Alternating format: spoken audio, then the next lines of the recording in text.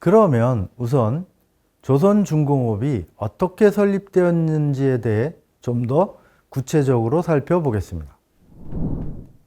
1937년 조선중공업의 설립은 비록 그것이 일본인이 설립한 조선소라고 하더라도 근대 한국 조선산업사회의 중요한 변곡점이 되는 조선소의 등장입니다. 이유는 전통적 조선업과 구분되는 근대 조선산업의 두 가지 기준, 즉 엔진을 장착하고 철강을 기본 재료로 한 화물선과 같은 대형선 건조가 가능한 조선소라는 것을 모두 갖춘 대규모 조선소가 본격적으로 등장한 것이기 때문입니다. 조선중공업의 설립 자본금은 300만 엔이었습니다. 앞에서 얘기했듯이 1930년대 초까지도 국내 전체 조선소에 자본금을 합한 것이 100만 엔 수준이었으므로 조선중공업의 규모가 당시 국내 조선산업 수준에서 얼마나 큰 것이었는지 알 수 있습니다. 300만 엔의 자본금은 미쓰비시중공업, 동양척식 주식회사, 조선우선 주식회사, 조선식산은행 등이 출자하였습니다. 미쓰비시중공업의 출자는 조선중공업을 사실상 자회사로 경영하기 위한 것이었습니다. 모두 일제 국책에 복무하는 공적 성격을 가진 기업들이었으며 계획을 주도한 것은 조선총독부입니다.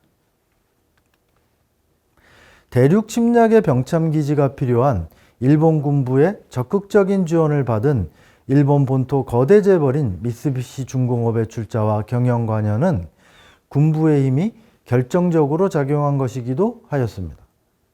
어쨌든 미쓰비시 중공업의 출자는 일본 최대 조선소의 식민지 조선산업의 진출이기도 합니다.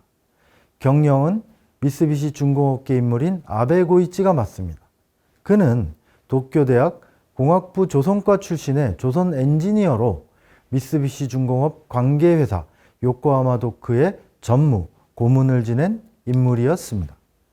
한 가지 흥미로운 점은 사이조 리하치라는 제조 일본인의 출자입니다. 그가 조선중공업에 대규모 출자를 한 이유는 그의 소유 조선소인 사이조철공소가 조선중공업 설립의 토대가 되었기 때문입니다. 조선중공업의 건설은 사이조철공소를 매수하여 그 부지와 시설을 기본으로 하고 해안 매립 등을 통해 부지를 확장, 설비를 확대하는 방식이었습니다.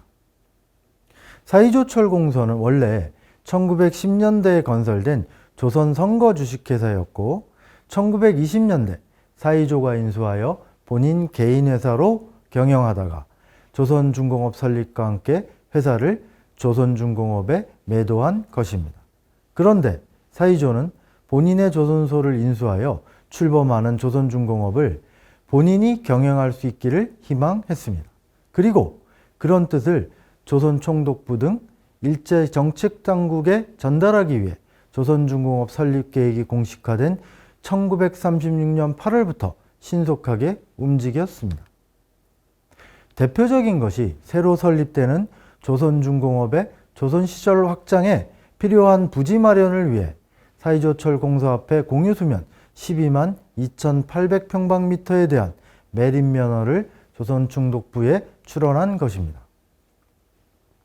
사이조는 매립한 부지에 5,000톤급 및 10,000톤급 독을 각각 건설하겠다는 야심찬 계획을 가지고 있었습니다. 이런 규모의 독은 일본 본토 주요 조선소들에 버금가는 것입니다. 그러나 토목 정부업자로 20세기 초 경부철도공사를 계기로 부산에 들어와 기업가로 성공한 이 제조 일본인의 희망은 이루어지지 않았습니다. 조선중공업 설립을 주도한 조선총독부의 생각은 조선중공업 설립을 미쓰비시 중공업이라는 일본 최대 조선회사에 맡기는 것이었습니다. 조선총독부는 조선산업의 토대가 갖추어지지 않았던 식민지의 현실에서 일본 최대 조선회사인 미쓰비시 중공업이 신생조선소의 설립 및 경영을 주도한다면 한국 내에서 필요한 대형 화물선 및 군부가 요구하는 군함수리 그리고 수산업계가 요구하는 동력 어선의 공급을 보다 신속하게 그리고 안정적으로 달성할 수 있을 것이라고 생각했습니다. 이런 사실은 조선중공업 설립과 관련하여 1937년 1월 초 미쓰비시 상사 경성지점장과 접촉한 조선총독부 식상국 수상과장의 인식에서도 확인할 수 있습니다. 이 총독부 관료는 한국에는 동력선의 건조 및 수리가 가능한 조선소가 없으며 비록 부산에 조선소라 칭할 수 있는 한두 개의 회사가 있으나 기술자가 없이 빈약한 상태라고 하였습니다. 아울러 그는 조선총독부가 미쓰비시 중공업에 참여를 희망하는 이유로 조선산업에 대한 경험과 우수한 기술진 그리고 풍부한 자금력을 가졌기 때문이라고 하였습니다. 총독부 수상과장은 유일하게 조선소라고 말할 수 있는 부산의 한두 개 조선소도 소위 선대공식이라고 하였는데 이것은 전통적 배목수들에 의한 조선을 의미하는 것입니다. 그러나 사이조 철공소만 하더라도 이미 최대 1500톤급 선박을 수리할 수 있는 독을 가지고 있었고 500톤급 철광성 건조, 500마력 수준의 디젤 엔진 제작이 가능한 수준이었습니다. 한말 부산 영도에 설립된 다나카 조선소도 1920년대에는 이미 자체적으로 선박용 엔진을 개발했다는 점에서 당시 국내 조선산업에 대한 총독부 담당 관료의 평가는 현실보다 매우 저평가된 것이었습니다. 결국 조선중공업 설립에서 사이조 철공소의 배제는 총독부의 국내 조선산업에 대한 불신에서 파생된 강력한 의지의 결과였다고 볼 수 있습니다. 식민지 권력이 스스로의 의지에 입각하여 미쓰비시라는 일본 거대 재벌과 적극적으로 결합한 상황에서 식민지에서 1910년대 초부터 20년 넘게 자생적으로 성장한 사이조라는 일본인 조선업자가 설 자리는 없었습니다. 결국 사이조는 본인의 조선소를 매각할 수밖에 없었고 그 매각 대금의 일부를 조선총독부에 출자하여 대주주가 되는 것에 만족해야 했습니다. 물론 경영에 참여할 수는 없었습니다. 조선소 건설은 1930년대 말까지 대략 완성되었습니다. 3000톤급 선박 3척을 동시에 건조할 수 있는 선대 3기, 그리고 군부가 대형 함정 수리 대비용으로 건설을 주문했던 독도 건설되어 최대 7000톤급 선박의 수리가 가능하게 되었습니다.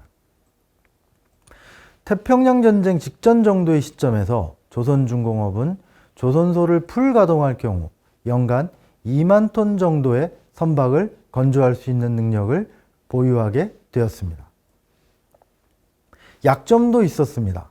선박 엔진 등 조선용 기계류를 생산하는 조기 부분이 취약하여 엔진의 경우 완제품을 일본에서 수입해서 장착해야 하는 등의 상황이었습니다. 그러나 영업 성적은 초창기부터 좋았습니다. 민수와 군수의 쌍끌이 호경기로 선박 시장은 나날이 확장되고 있었고 일본 본토 조선소들만으로는 이 모든 수요를 감당할 수 없었습니다.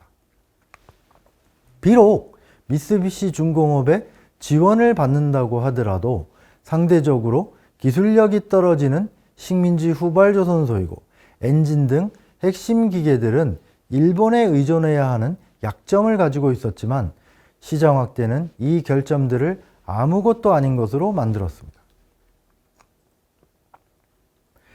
가동이 본격화된 1939년부터 국내 석유수송 전문인 다테이시 기선 주식회사가 발주한 1100톤급 화물선을 시작으로 1940년 상반기까지 1년 동안 소형 잡선을 제외하고도 총 18척 29,050톤의 대량 발주가 조선중공업에 들어왔습니다. 조선중공업의 최대 능력인 연간 2만 톤 건조를 하더라도 1년 반 이상의 작업량을 확보한 것이었습니다. 기타 잡선 건조를 합칠 경우 거의 2년간 선박 건조만으로 회사 운영이 가능한 작업량이었습니다.